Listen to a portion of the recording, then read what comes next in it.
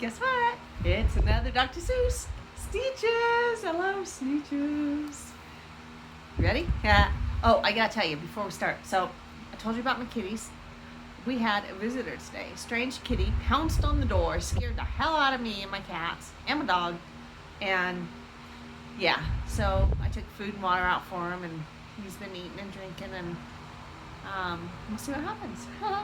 Okay, Sneetches by Dr. Seuss. Now the star belly Sneetches had bellies with stars, and the plain belly Sneetches had none upon ours. The stars weren't so big, they were really so small, you might think such a thing wouldn't matter at all.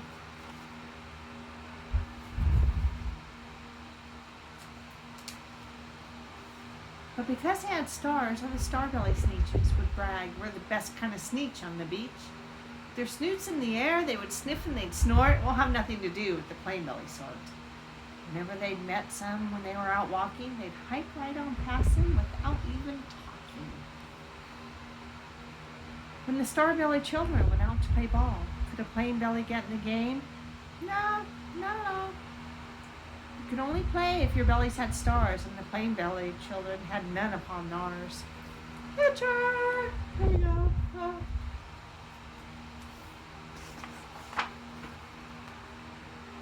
When the star belly Sneetches had frankfurter roasts, or picnics, or parties, or marshmallow toasts, they never invited the plain belly Sneetches. They left them out cold in the dark on the beaches. They kept them away and never let them come near, and that's how they treated them year after year.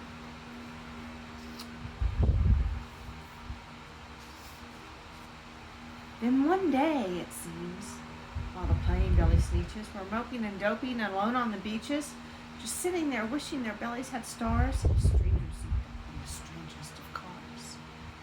My friends, he announced in a voice clear and keen, my name is Sylvester McMonkey McBean, and I've heard of your troubles, I've heard you're unhappy. But I can fix that, I'm the fix-it-up chappie.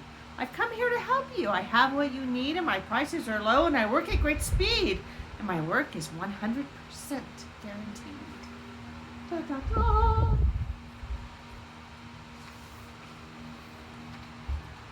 And quickly, Sylvester McMonkey McBean put together a very peculiar machine. And he said, you want stars like a star belly Sneetch? My friends, you can have them for $3 each. Just pay me your money and hop right aboard. So they clambered inside, and the big machine roared. And it clonked, and it bonked, and it jerked, and it burked, and it bopped them about. But the thing really worked. When the plain belly Sneetches popped out, they had stars. They actually did. They had stars upon theirs.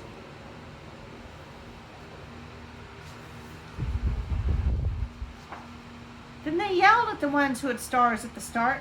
We're exactly like you. You can't tell us apart. We're all just the same. Now you snooty, you smarties. And now we can go to your frankfurter parties. Good grief, groaned the ones who had stars at the first.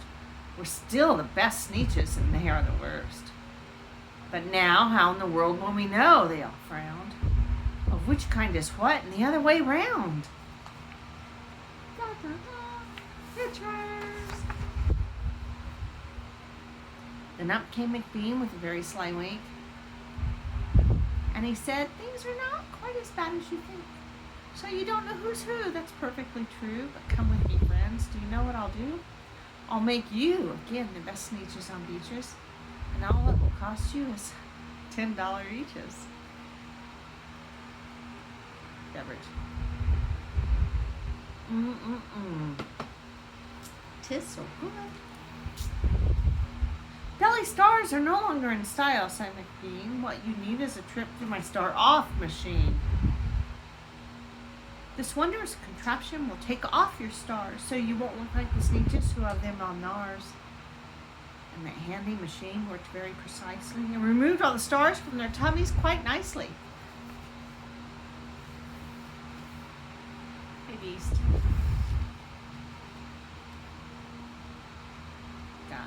Damn cat's looking for Miller Moms.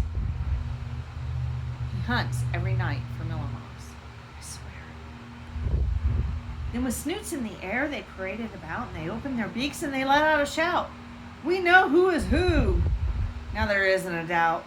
The best kind of Sneetches are Sneetches without.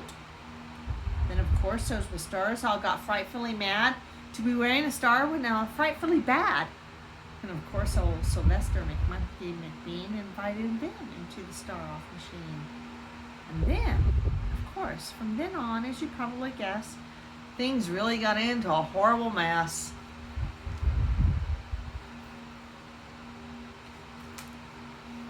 All the rest of the day, on those wild screaming beaches, the fix-it-up chappie kept fixing up Sneetches. Off again, on again, in again, out again. Through the machines they raced round and about again. Changing their stars every minute or two, they kept paying money, they kept running through. Till neither the plane nor the starbellies knew whether this one was that one, or that one was this one, or which one was what one, or what one was who.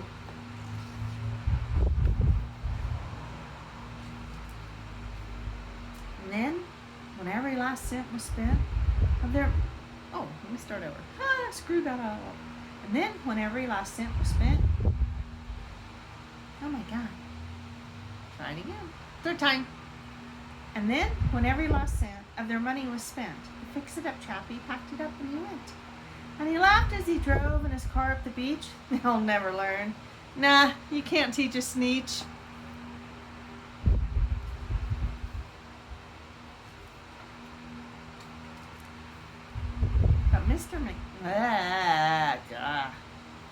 But McBean was quite wrong, I'm quite happy to say, that the Sneetches got really quite smart on that day. The day they decided that Sneetches are Sneetches. No kind of Sneetch is the best on the beach. That day all the Sneetches forgot about stars and whether they had one or not upon ours. Nice ending. We'll do those acts later. Have a great evening, bye.